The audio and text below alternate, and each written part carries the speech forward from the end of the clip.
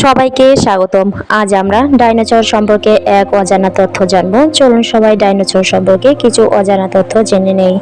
আমরা সবাই জানি কোটি কোটি বছর আগে ডাইনোসররা এই পৃথিবী শাসন করত। প্রশ্ন হচ্ছে ডাইনোসররা তাহলে কোথায়? তারা কি পুরোপুরি বিলুপ্ত হয়েছে নাকি এখনো তাদের বংশবিস্তার রয়েছে? বেশ কোটি বছর আগে মেসোজোইক যুগে ডাইনোসরদের বংশবিস্তার শুরু হয়েছিল। বিভিন্ন আকৃতির হয়েছিল, কেউ ছিল হাতির থেকেও বড়, আবার কেউ ছিল মুরগির থেকেও অনেক ছোট। এই প্রাণীগুলো কোটি কোটি বছর ধরে আকাশ, স্থল ও সমুদ্রপথে প্রভাব বিস্তার করে আসছিল। কিন্তু আজ থেকে 6,60,00,000 বছর আগে এক মহা বিপর্যয়ে এই প্রাণীগুলো পুরোপুরিভাবে ধ্বংস হয়ে যায়। বিজ্ঞানীরা মনে করেন মেক্সিকোর ইউকাতান উপদ্বীপে এক বিশাল গ্রহাণুর সংস্পর্শে এই পৃথিবীর আবহাওয়া হঠাৎ করেই বদলে যায়। সূর্যের আলো বাধা পায় এবং খাবারের চেন ভেঙে যায়। সেই সাথে সাথে ধ্বংস হয়ে যায় এই বিশাল ডাইনোসরদের যুগ। বিজ্ঞান বলছে সবাই একসাথে ধ্বংস হয়ে যায়নি, তখনও ছোট ছোট আকৃতির কিছু ডাইনোসর ছিল যারা আকাশে উড়তে পারত। সময়ের সাথে বিবর্ধিত হয়ে আজকে তারা পাখি রূপে পরিণত হয়েছে। কিন্তু বিজ্ঞানীরা কিভাবে প্রমাণ করেছে ডাইনোসররাই হচ্ছে পাখিদের বংশধর? প্রথমত হচ্ছে হাড়ের গঠন। পাখির হাড় থেরোয়েড ডাইনোসরদের মতো দেখতে। দ্বিতীয়ত হচ্ছে ফসিল, অনেক পাখিদের ফসিল ডাইনোসরদের মতো দেখতে। তৃতীয়ত হচ্ছে ডিম, অনেক ডাইনোসর যেভাবে ডিম পাড়তে পারত আজকালকার পাখিরও সেরকম ভাবে ডিম পাড়ে এবং তা দেয়।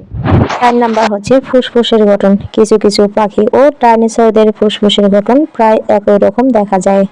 এসব মিলিয়ে বিজ্ঞানীরা নিশ্চিত হন যে আধুনিক পাখিরাই হচ্ছে ডাইনোসরদের একমাত্র বংশধর। একবার ভাবুন, সেই গ্রহাণু যদি আমাদের পৃথিবীতে না পড়তো তাহলে হয়তো এখনো ডাইনোসররা আমাদের মাঝে বেঁচে থাকতো। কিন্তু প্রকৃতির ভিন্ন পথ রয়েছে। ডাইনোসররা বদলে আজকে পাখির রূপে পরিণত হয়েছে। কিন্তু প্রমাণ মিলল ডাইনোসররা আসলে পুরোপুরিভাবে আমাদের দেশ থেকে বিলুপ্ত হয়ে যায়নি।